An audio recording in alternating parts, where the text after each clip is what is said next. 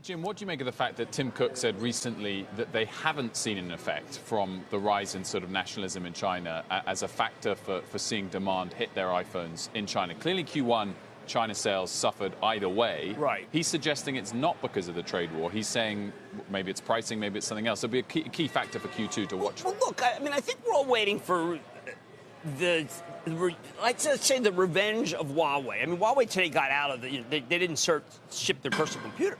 And so Apple's down, I think, because people just say, well, wait a second, Huawei can't say, Huawei's really a juggernaut.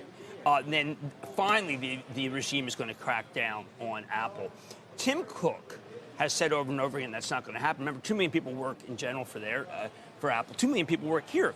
I actually think it's more likely that President Trump hurts Apple more than President Xi.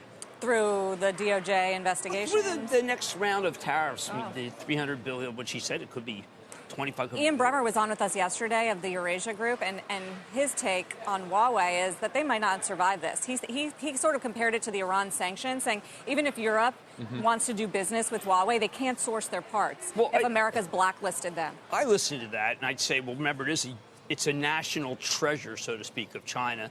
And China's not a democracy. Shocker. We didn't play up to Hong Kong this morning. I think Hong Kong, the protests don't look as big as some people say, but that's just video. But I think that it's highly unlikely that the Chinese will let their jewel close, given the fact that it does have the lead in 5G. It does.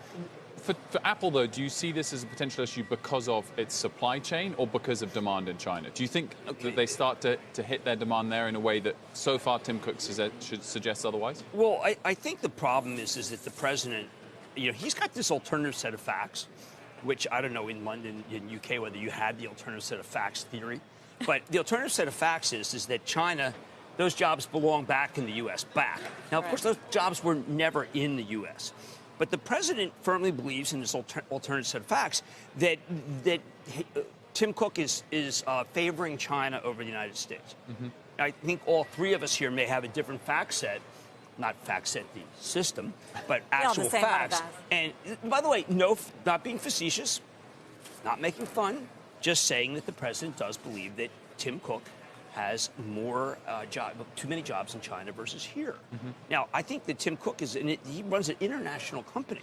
I mean, Elon Musk, I don't know if you heard him this year. Listen, we're going to build plants wherever we should build plants for demand. Why Tim Cook wouldn't build plants in China and assemble in China is ludicrous. It's a great market. Tim Cook's doing what's right. But I think the president has this view that why isn't everything made here? Now, I think that's a tough call. These aren't cars. It also doesn't happen overnight. No, you can't. It's so hard to move. It's incredible. I mean, it's easier to shift it to Vietnam. Vietnam. I mean, it's great, like Haiphong Harbor. Hey, what? We mine it, now we got to dredge it? I mean, come on.